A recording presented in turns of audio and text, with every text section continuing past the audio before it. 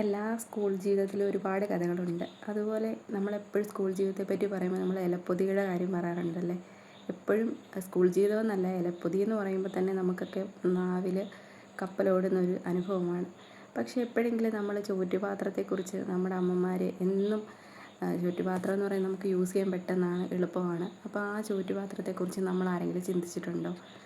പണ്ടൊക്കെ സ്കൂളിലൊക്കെ പഠിക്കുന്ന കാലത്ത് ഈ വട്ടത്തിലുള്ള പാത്രം കൊണ്ടുവരുന്നത് എന്തോ കുറവായിട്ടും, എന്നാൽ ചതുരത്തിലുള്ളതും ഓവൽ ഷേപ്പിലുള്ളതും ഒക്കെ ആയിട്ട് പാത്രം കൊണ്ടുവരുമ്പോൾ എന്തോ വലിയ കൂടുതലായിട്ടൊക്കെ കണ്ടിരുന്നൊരു കാലം ഉണ്ടായിരുന്നു. ഞങ്ങളൊക്കെ അങ്ങനെ ഈ വട്ടത്തിലുള്ള പാത്രം സാധാരണ കൊണ്ടുവരുന്ന ഒരു പാത്രം എന്നുള്ള ഇതിലേ കാണാറുള്ളൂ. പക്ഷേ ഈ ഓവൽ ഷേപ്പും ചതുര ഷേപ്പും പിന്നെ ഈ ചതുരത്തിൻ്റെ കൂടെ 2 തട്ടുണ്ടെങ്കിൽ അത് വലിയ ഇതായിട്ട് എന്തോ വലിയ പണക്കാരുടെ വീട്ടിൽ നിന്ന് വരുന്ന കുട്ടികളായിട്ടാണ് അവരെ ഞങ്ങളൊക്കെ കണ്ടിരുന്നത്. നിങ്ങളും അങ്ങനെയൊക്കെ തന്നെയാണോ?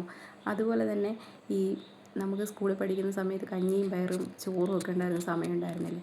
അന്ന് ചിലപ്പം അമ്മ പറയും സ്കൂളിൽ നിന്ന് കഴിക്കണ്ട, ഇന്ന് വീട്ടിൽ നിന്ന് കഴിച്ചോന്നും പറഞ്ഞ് നമുക്ക് ചോറ് തരും.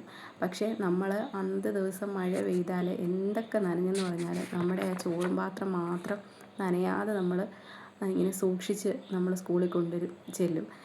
ഏറ്റവും സുരക്ഷിതമായിട്ടായിരിക്കും നമ്മൾ അന്ന് ആ ചോറ് പാത്രം കൊണ്ട് ചെല്ലുന്നത്. പിന്നെ ഏറ്റവും ഗമയിലായിരിക്കും നമ്മൾ അന്ന് ആ ചോറും പാത്രം എടുക്കുന്നത്.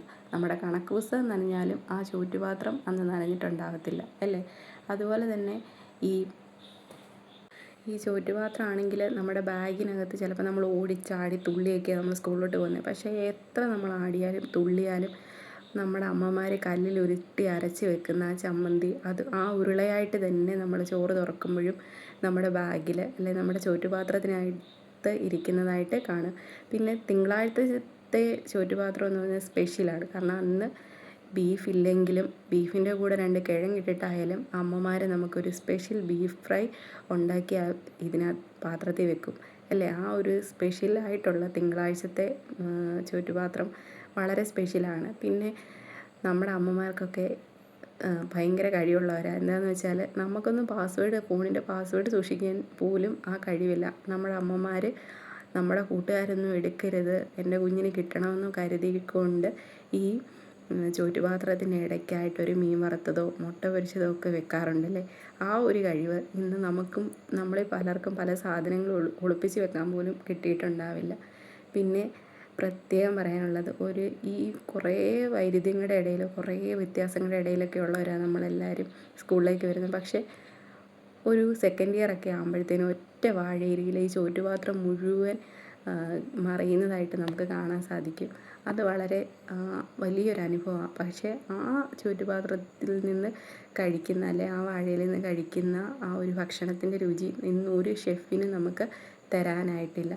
പിന്നെ മാത്രമല്ല, വെള്ളി, ശനി, ഞായർ 3 ദിവസം ചോറ്റുപാത്രം നമ്മുടെ ബാഗിൽ അനങ്ങാതിരുന്ന് കഴുകിയിട്ടില്ലെന്നുള്ള പരാതി പോലും പറയാതെ അനങ്ങാതിരുന്ന് തിങ്കളാഴ്ച രാവിലെ നല്ല മണമായിട്ട് എടുക്കുമ്പോൾ അമ്മയുടെ വായിൽ നിന്ന് മുഴുവൻ കേട്ടിട്ടും നമ്മൾ ആ പാത്രത്തിൽ തന്നെ തിങ്കളാഴ്ച പൊതി കൊണ്ടുപോകാറുണ്ട് അല്ലേ.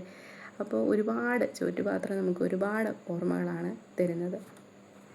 അതുപോലെ തന്നെ ഒരാഴ്ച കഴിഞ്ഞ് വെള്ളിയാഴ്ച അവസാനം ആകുമ്പോഴത്തേക്കും നമ്മുടെ അമ്മമാർക്ക് അങ്കലാപ്പാണ്. വെള്ളിയാഴ്ച ദിവസം ആകുമ്പോഴത്തേക്കും നമ്മുടെ പച്ചക്കറിയിൽ ബക്കറ്റിൽ അല്ലെങ്കിൽ പച്ചക്കറിയിൽ ലിസ്റ്റിലെ പച്ചക്കറികളൊക്കെ തീർന്നിട്ടുണ്ട്. അപ്പം നമ്മുടെ അമ്മ എന്ത് കൊടുത്തു വിടും, എന്ത് കുഞ്ഞുങ്ങൾക്ക് കൊടുത്തു വിടും എന്നൊക്കെ പറഞ്ഞ്, പ്രത്യേകിച്ച് ഈ 3, 4 പിള്ളേരുള്ള വീട്ടിലെ അമ്മമാരെ സംബന്ധിച്ച് ഭയങ്കര അങ്കലാപ്പാണ്.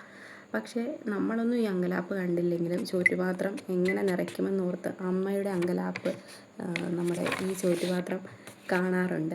അതുപോലെ തന്നെ ഈ സ്കൂളിലൊക്കെ പഠിക്കുന്ന സമയത്തെ മഴയുള്ള സമയത്ത് ഈ മീൻ, ചെറിയ കൈത്തോടൊക്കെ ഉണ്ടെങ്കിൽ മീൻ കയറി വരും.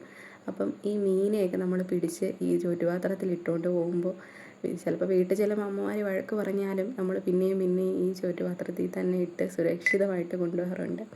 അങ്ങനെ ഒരുപാട് ഓർമ്മകളാണ് ഈ സ്കൂൾ ജീവിതവും ഈ ചോറ്റുപാത്രവും തമ്മിലുള്ളത് അല്ലേ.